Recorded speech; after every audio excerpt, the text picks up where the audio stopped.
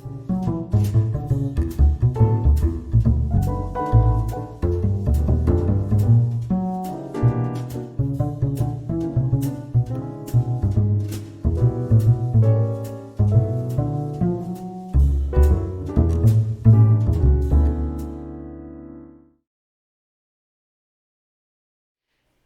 halo, assalamualaikum warahmatullahi wabarakatuh. Again, kembali lagi bersama saya Tita Kamila. Tentunya dalam acara podcast Ngopi Sore, yaitu ngobrol pengalaman dan inspirasi seputar sosial forestry. Nah, sekali lagi saya mengucapkan kepada teman-teman Sobat Hijau di luar sana, terima kasih karena telah selalu setia mendengarkan podcast dari PSKL, dan semoga teman-teman Sobat Hijau di luar sana selalu dalam keadaan sehat walafiat even di tengah-tengah COVID-19 ini. Nah, Sobat Hijau, seperti biasa terkait dengan podcast kita selalu tidak lepas dari perhutanan sosial. Kemarin-kemarin kita sudah membahas terkait dengan pelaku-pelaku perhutanan sosial, kebijakan-kebijakan dari KLHK khususnya PSKL, kemudian ada beberapa program yang kita bahas, namun kali ini lebih menarik lagi karena kita akan membahas sesuatu yang juga tidak kalah penting dari keberhasilan perhutanan sosial, yaitu terkait pihak-pihak siapa saja yang membantu dalam keberhasilan perhutanan sosial. Nah, kali ini kita lebih kepada off-taker atau pihak-pihak yang mengambil hasil dari perhutanan sosial kemudian mengembangkannya atau menjual produk tersebut untuk memiliki pasaran yang lebih luas. Nah, hari ini narasumber kita ada Bapak Asep, atau lebih sering dikenal dengan nama Bapak Asep Siki, yang merupakan sosok yang paling berperan penting dalam penjualan hasil dari produk perhutanan sosial khususnya di daerah Pangalengan Kabupaten Bandung. Oke, langsung saja kali ya. Semoga Bapak ini dapat memberikan informasi yang penting terkait seperti apa sih sistem marketing dari hasil penjualan perhutanan sosial. Nah, sebelum itu biar mukanya Bapak bisa dilihat oleh para Sobat Hijau, boleh kali ya Bapak buka masker Oke, aja. siap. Nah, Sobat Hijau, untuk lebih mengenal siapa sih sosok di balik dari off-taker penjualan produk perhutanan sosial, mungkin Bapak boleh perkenalkan diri dulu kepada Sobat Hijau. Oke. Assalamualaikum warahmatullahi wabarakatuh. Nama saya perkenalkan Asep Tarhono atau biasa dibilang Abah Siki atau Asep Siki. Saya lebih optaker dari hasil pertanian kopi ya. Yang memang dari kopi itu kan para petani di Jawa Barat itu lebih dari perhutani ya. Dikembangkan sama LMDH, lembaga yang lebih ke dekat hutan itu sendiri. Alhamdulillah ketua LMDH ini mengetahui 623 hektar, 400 petani, 11 kelompok. Itu kebetulan kopinya Arabica. Arabikanya varietasnya macam-macam dari mulai Tivika, Lini S, Ateng Super maupun Segara Rutang. Itu. Jadi Bapak, saya panggil apa nih? Bapak atau Mau abah, mau bapak boleh, santai aja lah. Santai aja. saya panggil Bapak aja kali ya biar enaknya. Nah, Bapak, kali ini tuh kita lebih membahas terkait dengan membangun startup berbasis kopi dan ramuan alam. Betul. Jadi apalagi anak muda sekarang nih kebanyakan bisnisnya itu mulai dari startup.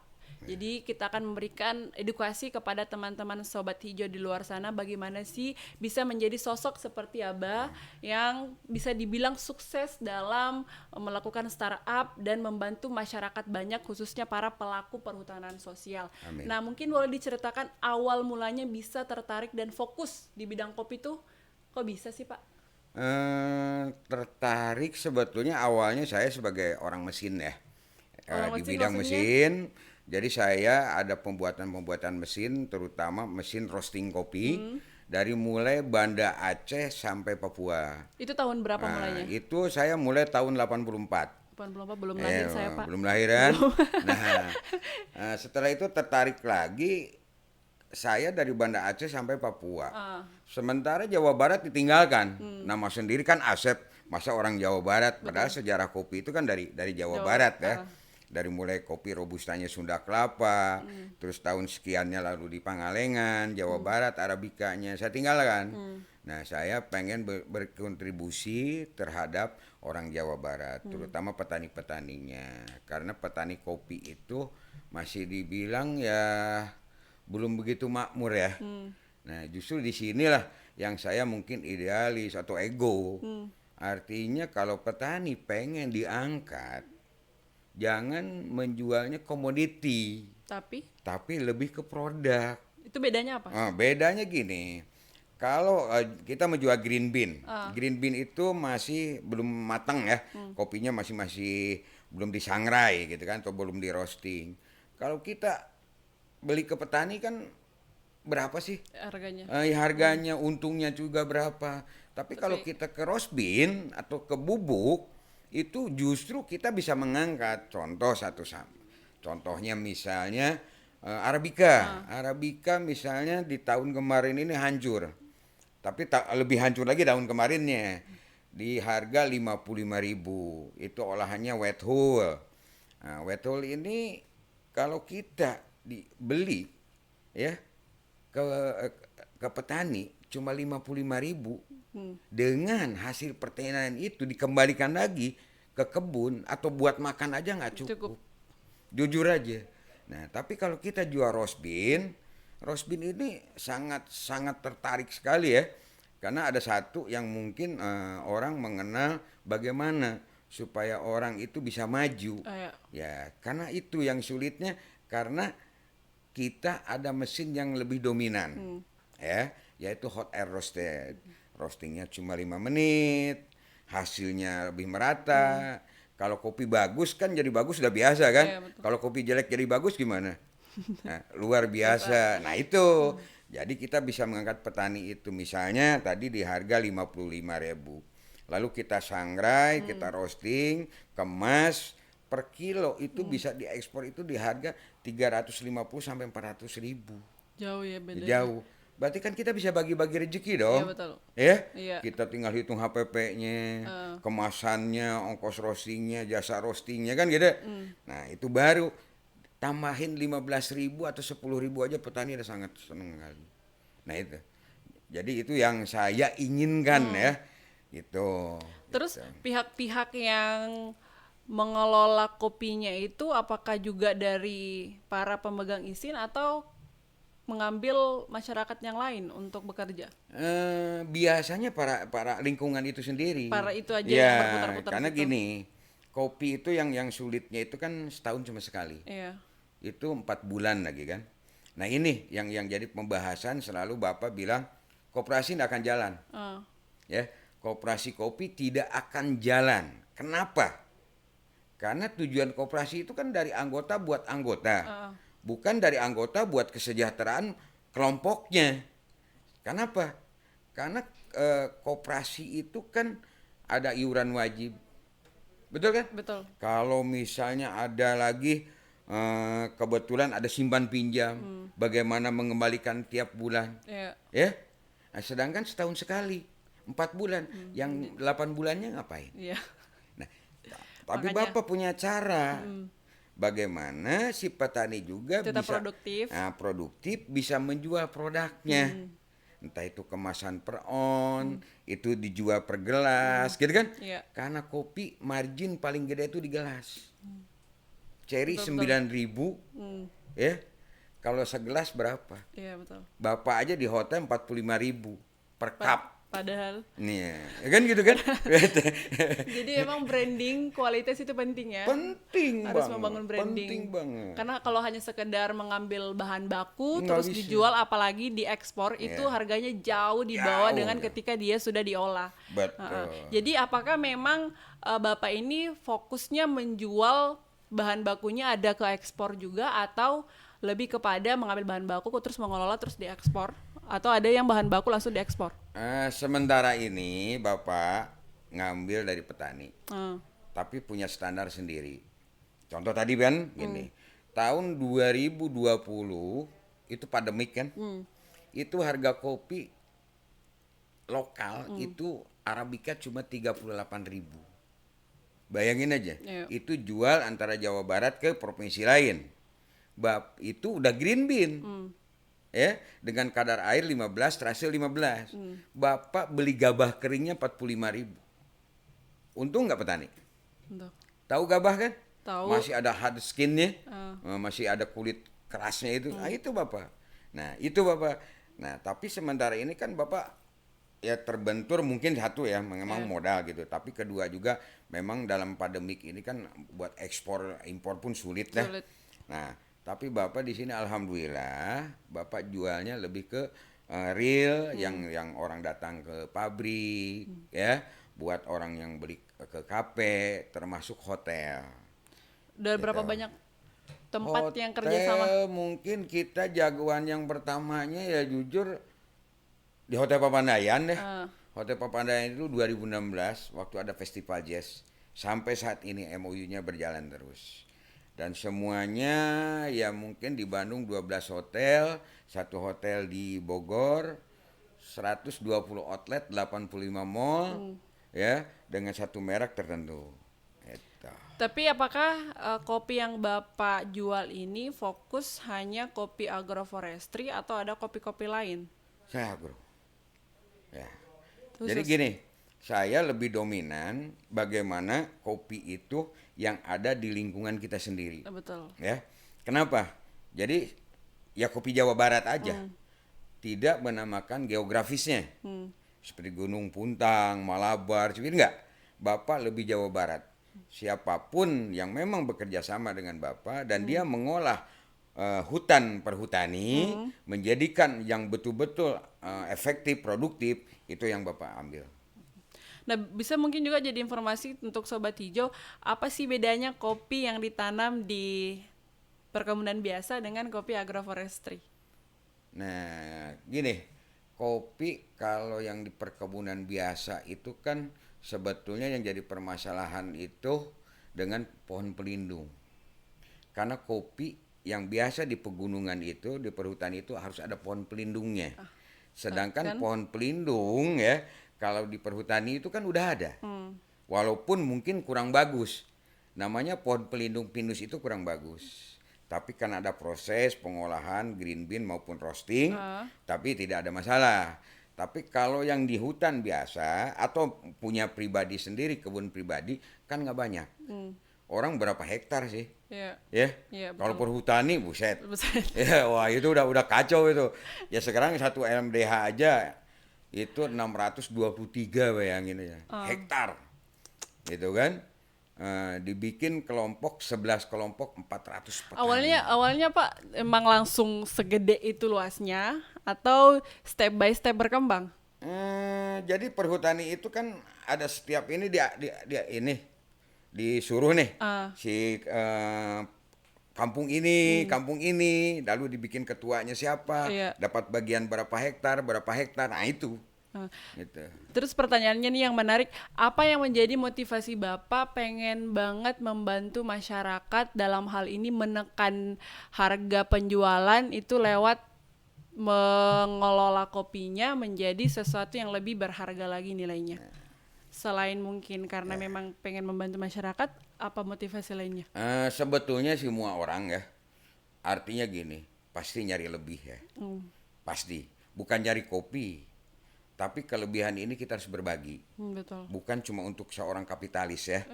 Mohon maaf ya. Off the record nih. Nah itu. Jadi gini, Bapak melihat selama ini dari Banda Aceh sampai Papua, ya, bagaimana mengajarkan ilmu hitam. Ilmu hitam dalam artian? Kopi kan hitam. Oh. Nah ya. Nah, Bapak jangan bikin kaget-kaget Pak. Ilmu hitam. dari Banda Aceh sampai Papua tuh. Ah. Sementara Jawa Barat sendiri Bapak tinggalin gitu. Nah di sini Bapak tertarik, ya artinya gini, orang dimanapun pasti minum kopi. Artinya kopi itu minuman universal. Betul. Kapan Tidak, aja? iya kapan aja, kapan tidak waktu. pernah melihat suku ras agama bangsa, jabatan, kekuasaan kan gitu kan. Betul tak? Betul. Nah itu. Nah disinilah yang artinya kalau kita pengen tahu marginnya di gelas. Nah, bagaimana orang menyajikan gelas? Kan gitu. Nah artinya segelas kopi itu pasti pahit.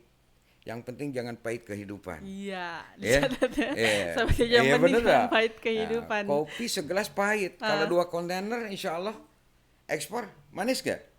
Manis dong. Nah itu, nah, kopi hitam. Saking hitamnya orang nggak tahu untungnya berapa. Kalau kita hitung HPP-nya berapa, kan gitu. Ya. Nah, Bapak tertarik di sana. Jadi ada visi dan misi. Visinya Bapak tidak pernah melihat kopi lain kecuali Jawa Barat. Asik. Ya, Jadi visinya betul-betul pengen cinta produk Jawa iya Barat. dong. Visinya pengen menjawa baratkan kopi. Berarti Bapak nggak pengen melangkah ke provinsi lain dong untuk mengembangkan kopi? Ngembangkan kopi Jawa Barat ke provinsi lain iya, cuman ngambil dari provinsi lain kagak. Kagak, Oh, udah nggak paling mau. besar, paling gede dong. Jawa Barat. Jawa Barat hitung aja berapa gunung sih? Saya nggak pernah hitung, Pak. Jawa Barat itu 15 gunung. Ya. Bayangin aja, ada nggak daerah lain 15 gunung? Ditambah Gunung Tilu. Tahu Tilu? Baru Tilu dengar itu sih, Pak. tiga, Gunung Tilu itu dihitungnya 1. Jadi berapa 15 dengan 3 kan gitu kan? Gitu. Nah, inilah potensinya. Gitu. Belum sejarah kopinya dari mana awalnya. Tapi Sebelum Bapak asli Jawa Barat juga? Jawa Barat. asli dong. Makanya wow, ambisi banget Jawa Barat gitu. Terus melihat ke depan potensi kopi khususnya di perhutanan sosial ini kan bisa dibilang kopi ini menjadi komoditas yang sangat favorit ya di Betul. perhutanan sosial khususnya karena banyak banget yang menanam kopi di perhutanan sosial. Bapak melihat ke depan terkait potensi kopi ini seperti apa biar bisa menjadi mungkin bahan dasar untuk anak-anak muda yang ingin mengembangkan startup khususnya di bidang kopi. Menurut Bapak kopi sama dengan mohon maaf ya. Kalau mungkin Bapak sebagai orang Muslim, Islam never to die. Islam tidak akan mati. Sama dengan kopi. Kenapa? Nah, kenapa? Karena kopi dari zaman Nabi pun udah ada. Ya, Iya. Nabi Muhammad sebelum dari Rasul, ya bayangin aja, berzikir dengan para sahabatnya temennya kopi. Kenapa dibilang Arabica? Jadi kopi itu sampai kapanpun pasti ada. Gak pernah mati. Ya, itulah ilmu hitam. Ilmu hitam lagi. Iya, ilmu hitam lagi. Terus yang paling ditunggu-tunggu nih, tips and trick untuk anak muda untuk pengen mengembangkan bisnis Oke. startup. Tapi jangan khusus ke kopi doang. Mungkin siapa tahu ada Oke. teman-teman muda yang pengen mengembangkan bisnis di bidang lain gitu. Ya. Memulai dari mana? Kan biasa anak-anak muda nih yang paling mereka takuti itu memulai. Ya. Tapi hal yang paling sulit setelah memulai adalah mempertahankan. Itu yang menjadi problematika ketika anak-anak muda ingin berbisnis. Mungkin ada tips and trick gimana sih cara mengatasi permasalahan itu? Pertama mungkin yang harus Bapak tanyakan, modal utama usaha apa sih? Balik sekarang Bapak. Kebanyakan orang pengen bisnis itu aku nggak ada modal gitu. Oke. Apakah memang harus pakai modal? Modal utama itu apa sih? Kalau aku pribadi sih niat. Nih, ya. Terus apa lagi? Apa ya? Modal utama usaha itu sehat. Tahu sehat dulu. Oh iya sehat. Finansial bisa dengan ada perbankan, pemodal yang lain. Kan gitu? Ah, Nah, kalau udah sehat, baru itu niatkan, nawaitukan bahwa kita mau usaha. oh, jadi sehat dulu. Ya, sehat. Nah, setelah itu, kalau Niat. pengen maju, usaha apapun, bukan kopi aja. Ah, Pertama, eksistensi. eksistensi. Fokus. Bentar. Eksistensi dalam hal ini apakah memang harus eksis dulu baru boleh berbisnis atau memang betul-betul orang yang nggak Artinya punya gini, eksistensi kalau kita boleh udah berbisnis juga? memulai, kita harus tetap di sini. 5 yang Bapak pegang. Yang pertama, eksis, fokus. konsisten, komitmen, dan continue. Oh, Nah, itu yang kita pegang. Eksis, situasi apapun kita eksis. eksis. Ya, Harus dengan even jalan jatuh, apapun kita harus eksis. Event jatuh harus tetap Oh eksis. iya dong. Fokuskan produk kita lebih daripada orang. Oh iya. Ya, Terus, kalau sama-sama aja nggak bisa. iya. Orang banyak punya kedai, punya kafe gitu-gitu aja kan, sama aja. Kenapa nggak kreatif? Bikin menu sendiri, bagaimana? Kan gitu? Nah, lalu di sini konsisten dalam cita rasa, Oh iya betul. komitmen, jujur. Betul. Gambarnya kopi, dalamnya harus kopi. Iya. Oh iya ya. Iya bener gak? Baru continue. Nah continue ini kalau si kopi kan kopinya banyak, kebunnya banyak dengan para petani Iya. di Jawa Barat. Iya. Nah, jangan takut, jangankan sehari 100 kilo, 1 ton kita layanin. Nah, itu continue. 1000 kilo Gitu. ya. Iya, satu. Kedua, bisnis apa dagang? Bisnis apa dagang? Iya, beda kan? Beda. Nah, bisnis gimana? Kalau bisnis instan, Iya. dagang bakso, keliling-keliling, habis pulang, besok dagang Pedagang sama lagi. pembisnis kan juga beda. Nah, beda. Pedagang menjual pisang, membeli dengan harga 5.000, dia jual 6.000. Ya. Kalau pembisnis kan bagaimana caranya pisang ini bisa menjadi produk yang lebih mahal. Nah, Misalkan dia betul. jadikan apa lagi namanya chip apa Ya, sih makanan keripik-keripik pisang yang betul. mahal dengan kemasan Nah, yang mahal gitu. betul. Itu Jadi harus jadi pembisnis apa pedagang? pembisnis dong. Pembisnis dong. Jadi Siki Kopi ini Eh. pedagang apa pembisnis? Pembisnis. Bisnis dan dagang. Oh, jadi itu yang kayaknya lebih menarik deh, Nah, menjadi artinya pembisnis dan bisnis jadi dan pedagang. dagang. Bisnisnya, dagangnya, kalau orang ada datang, walaupun Iya. ke pabrik mau beli seon, seperapat, sekilo, kita layani. Nah, ini. Ya, dengan harga supaya orang pun bisa usaha Iya, betul. dengan harga pabrik. Iya betul. Karena bisa reseller. Iya betul. Ya, Di sisi lain, bisnisnya ah. kita hajar, Iya. perusahaan-perusahaannya gede, Iya. kan itu dong. Itu yang lebih keren Itu. sih. Nah, jadi itu harus yang dipegang itu 5. Ah. Eksis, fokus, konsisten, komitmen dan continue. Keren, Ya, keren. Ya. modal utama usaha apa? Sehat. Iya. Kita tanpa sehat punya duit 1 miliar triliunan, kalau sakit bagaimana? Bisa usaha nggak? Enggak. Itu. Gampang kan? Mm-mm. Gampang usaha. Nah, pertanyaan kembali lagi ke perhutanan sosial. Sebagai pihak yang menjadi perantara nih antara pelaku perhutanan sosial dengan para mungkin bisa dibilang distributor atau penjual dari hasil perhutanan sosial nih, sebagai off-taker dalam hal ini, apa sih tantangannya selama menjadi pihak off-taker dari perhutanan sosial, Pak? Tantangannya untuk mengajarkan karena pola pikir pendidikan. Ya. Nah, jadi sama dengan gini. Siapa mau Ade aja? Iya. Nah, Ade sekarang kuliah, ya. Ya. Udah enggak sih, Pak? Ya misalnya kalau kuliah itu untuk cari apa sih? Gelar, Kelar gelar, ilmu. ilmu. Mm-mm. Sebetulnya kuliah itu agar orang pola pikir mindsetnya berubah, menjadi sesuatu orang yang sangat dihargain. Iya, betul. Bener ya? Iya, betul. Kalau mau cari gelar, Heeh. kita bukan PNS. Hmm, Bener? Ya bener? benar. Nah itu. Jadi cari ilmunya, merubah pola pikir, mindset gitu. Sedangkan petani ini agak repot gitu. Kadang-kadang petani kopi atau yang sebagai yang pengolah perhutanan itu, ya, di waktu kopi panen ya kopi nggak ada, sayur mayur, ngejar buat dapur, ngojek. Iya. Nah ini yang susahnya. Makanya Bapak desa ke desa, Iya. ya itu Bapak selalu dikatakan. Dan alhamdulillah Bapak punya BLK buat pesantren Ataslim. Masya Allah. Ya, Iya. BLK itu hasil pertanian kopi dan Keren, udah 4 angkatan, gitu. Jadi kan semua pesantren ataupun dari agama nggak mungkin menjadi seorang ustadah semua kan. Iya. Dalam kehidupan pasti namanya butuh kan. Iya, betul. Nah itu saya ajarkan juga. Jadi banyak anak-anak petani menjadikan barista. Iya, betul. Itu. Nah, berarti bisa dibilang Bapak ini beda dari off-taker yang lainnya. Oh iya dong, Nah, beda harus terus beda dong. you have to be someone different ya. Iya.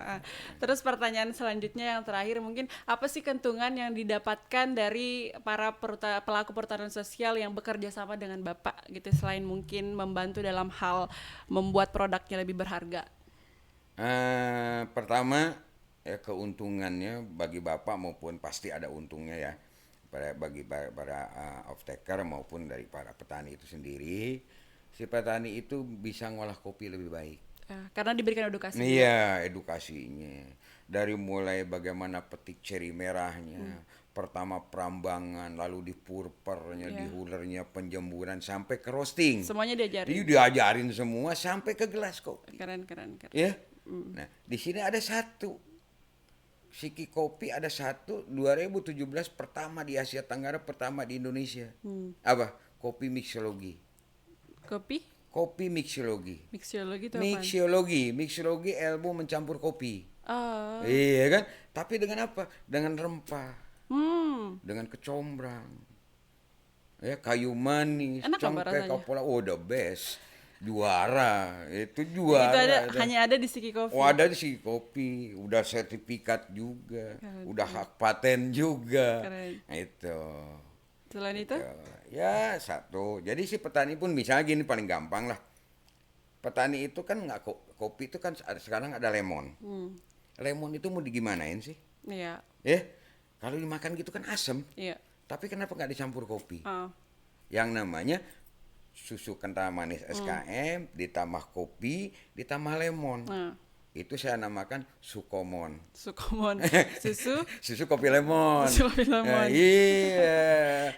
Nah, Itu bener sudah nggak? menjadi dalam bubuk atau dalam Buat masih dalam bahan diminum, yang mah. berbeda? Buat diminum. Jadi Udah udah jadi produk. menjadi gelas. Oh, sisa Nah, diseduh. ya udah, petik tuh lemon tuh di kebun. Campurkan dengan itu. Oh. Ada yang namanya wine suko. Tapi sudah dalam bentuk apa? Sudah dalam penelitian bahwa ini aman ketika dicampur. Pasti aman. Jangan sampai kita minum kita sakit, Pak. Enggak. Wine suko. Wine susu kopi. Kayak Ya. Wine-nya dari mana? Tape ketan hitam. Ditambah susu, tambah tetap kopi. produk lokal ya. Oh iya, tetap semua. tetap wine versi lokal. Oh iya. Jadi Bapak ini luar biasa banget karena tidak hanya sekedar membeli produk apa hasil perhutanan sosial kemudian dijual, tetapi bagaimana caranya membuat itu menjadi sesuatu yang lebih berharga. Betul. Kemudian yang kedua, berpikir jangka panjang, memberikan edukasi. Betul. Kemudian yang ketiga yang paling penting tetap mencintai produk lokal di Jawa Jelas Barat. dong, harus dong. Jadi ketika sosok Bapak ini ada di setiap provinsi yang ada di Indonesia, kayaknya semua perhutanan sosial di Indonesia akan jauh lebih keren Pak marketingnya. Pasti harus begitu dong. Oke, terakhir Pak, harapan Bapak untuk para sobat hijau, khususnya untuk sobat hijau milenial. Kedepannya mau Bapak harapannya seperti apa? Harapannya gini, karena Bapak di bidang kopi, ya. Jadi pemuda-pemudinya menjadikan pengusaha kopi, ya. Karena kopi itu hitam, saking hitamnya nggak tahu untungnya berapa. Yang penting apa? Konsep dalam bikin kedai itu jelas. Betul. Betul nggak? Ya. Jangan minibarnya yang bagus, tapi sebetulnya karena kopi itu tempat nongkrong. Iya. Apa artinya? Mejanya yang banyak. Iya. Kalau nongkrong 1 jam, 1 meja 4 orang, 100.000. Kalau 20 meja berapa? Iya. Kan gitu? Nah harus begitu. Jadi itu lalu dibarengin dengan makanan-makanan, jajanan-jajanan yang memang biasa yang lebih dominan ya makanan kampung lah. Iya. Gitu. Itu lebih bagus lagi, bisa memajukan masyarakat di situ.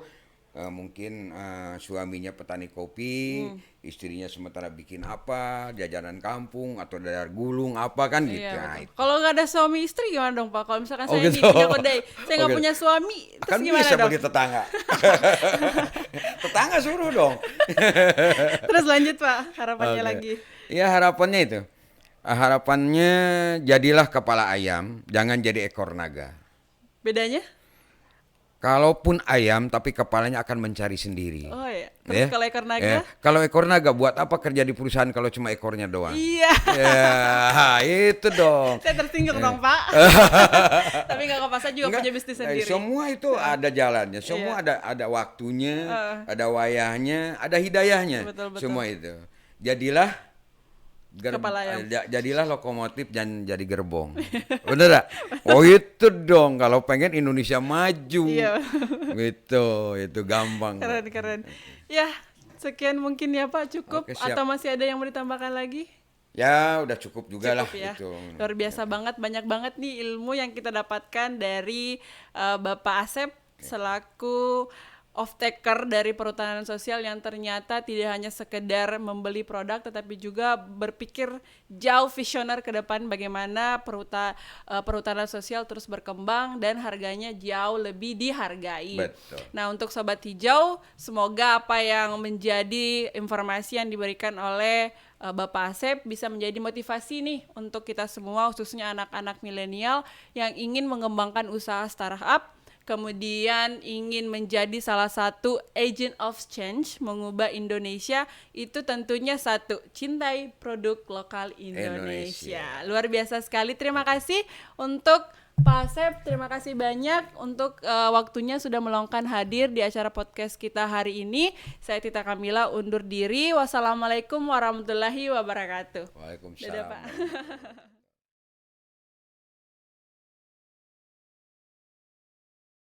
Bye.